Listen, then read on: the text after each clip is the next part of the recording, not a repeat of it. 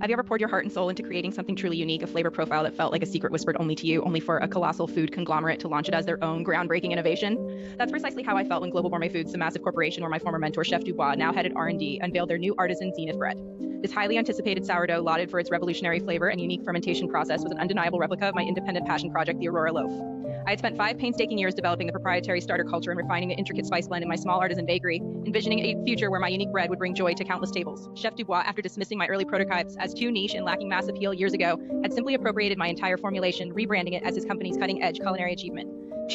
But Chef Dubois didn't know that my meticulous nature extended to every gram of flour and every hour of fermentation. From the very first cultivation of my starter to the final intricate scoring pattern on each loaf, every stage of my Aurora Loaf project was scrupulously documented. Not only did I maintain secure, time-stamped digital logs of all my ingredient ratios, temperature readings, and proofing schedules, but I also kept a physical baker's journal detailing my unique starter maintenance methods, custom hydration levels, and even specific novel spice extraction processes I developed.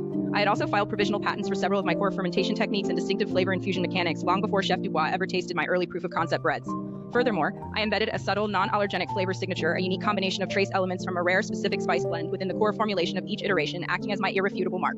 After seeing Global Gourmet Foods' launch campaign and examining their public product specifications, I calmly purchased several loaves of their artisan zenith bread and meticulously analyzed their flavor, texture, and underlying composition, confirming they were an identical match to my Aurora Loaf designs in every sensory detail, down to the unique crumb structure and the subtle notes of my proprietary spice blend. I then compiled an indisputable dossier. It included high-resolution photographs of my dated journal entries and digital logs, detailed analyses confirming the presence of my embedded flavor signature within the zenith bread's composition, copies of my provisional patent applications, and notarized affidavits from my former culinary school professors and early taste testers who had celebrated the Aurora Loaf for years. I discreetly forwarded this comprehensive package, accompanied by a precise side-by-side comparative analysis of my bread versus theirs, to a renowned food industry watchdog blog known for exposing corporate malpractices and a highly respected food safety and intellectual property law firm with a copy to the International Guild of Artisan Bakers. Within a week, the investigative blog published a bombshell expose, The Stolen Loaf, detailing the undeniable plagiarism and crediting my originality while lambasting Global Gourmet Foods' unethical practices and Chef Dubois' corporate greed.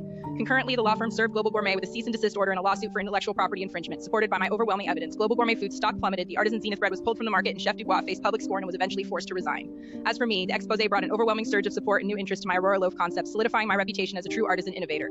I was offered significant investment for my own expansion and a feature article in a leading culinary magazine, effectively eclipsing Global Gourmet Foods' failed venture and transforming my small independent bakery into a nationally recognized successful culinary enterprise.